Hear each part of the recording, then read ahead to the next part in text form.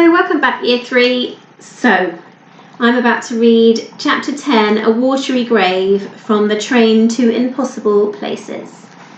So if you remember, Susie had a package to deliver under the water.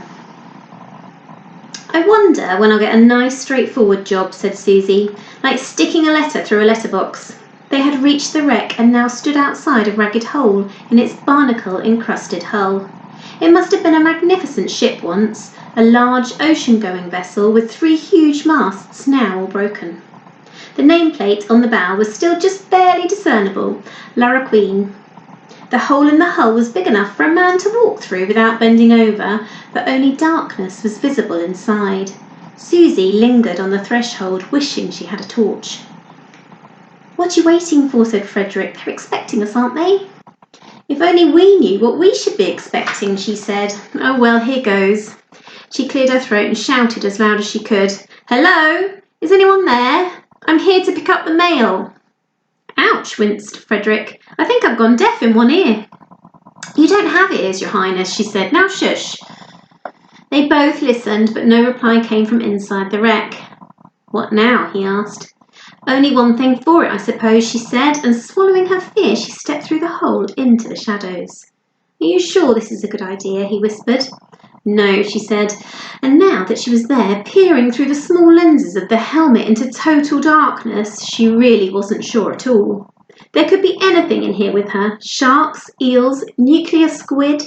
She waited for her eyes to adjust to the darkness, but this wasn't the sort of darkness your eyes could get used to. This was proper, total blackness, with not a wink of light to be seen, until a faint blue-white glow faded into being somewhere in the depths of the ship's ruined interior. It was very slight, and she wasn't even sure she was seeing it at first, but it gradually grew in size and strength until it illuminated the vague shapes of old barrels and chests, an overturned table, a rusted cannon, and a few white objects scattered about in the sand that covered the floor.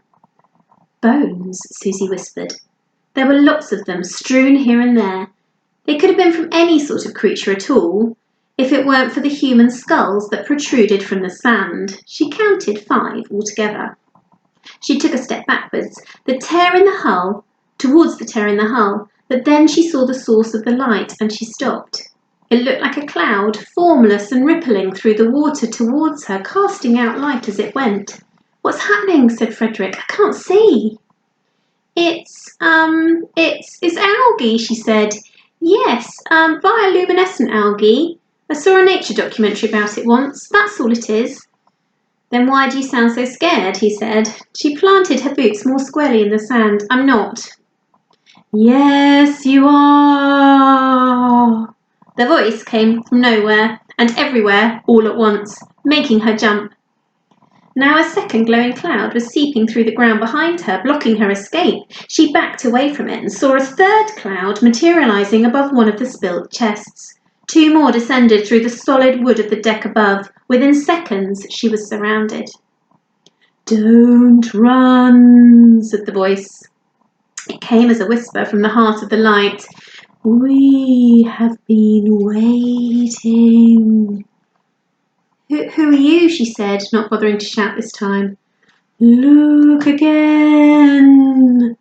The clouds drew it on themselves, becoming denser and brighter, their edges receding and their cores twisting and folding in on themselves, forming elaborate patterns. They had edges now, and textures when the cloud right in front of her raised an arm, and she realized in astonishment what she was looking at. They were people. 5 men, in fact, most of them bearded, all of them wearing some sort of old-fashioned hat, frilled shirts and long coats that fell to not to their feet, because they still didn't have any. Their legs just sort of petered out into wispy glowing strands, each trailing down into one of the empty skulls. "Take them." It seemed to be the figure with his outstretched hand who spoke, although his voice still echoed strangely, and Susie saw he was holding a small stack of sealed envelopes, as blue and translucent as the rest of him.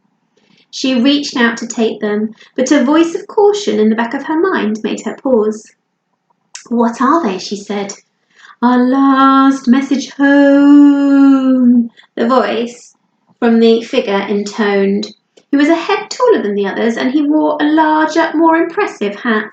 Please take word to our families. Why are you talking like that, Chief? Said one of the other figures. You got a fish in your throat.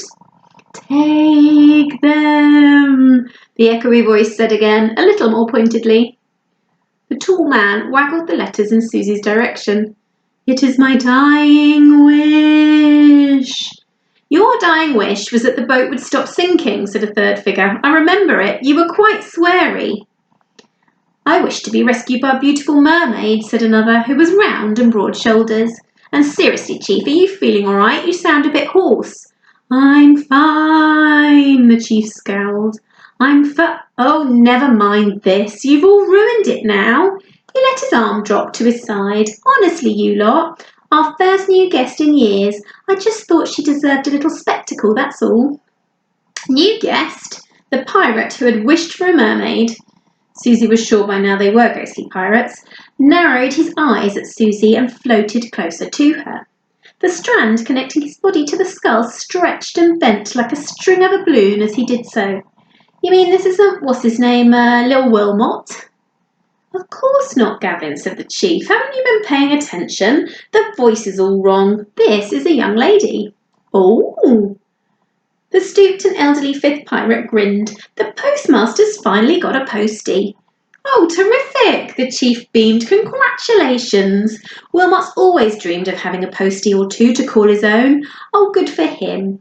He clapped his hands together in delight, which shouldn't have been possible underwater, but Susie supposed that ghosts could do whatever they liked. She shook herself. She should probably have been scared, she thought, or at least astonished to find herself face to face with a group of ghosts. But for some reason, her anxiety was actually fading. Maybe it was the fact that they seemed to think she was the oddity. My name's Susie, she said. I'm here to collect something. She pointed at the letters in the Chief's hand. Is that it? And we are going to leave it there for today. Tune back in tomorrow to find out what happens in the rest of the chapter. Bye for now.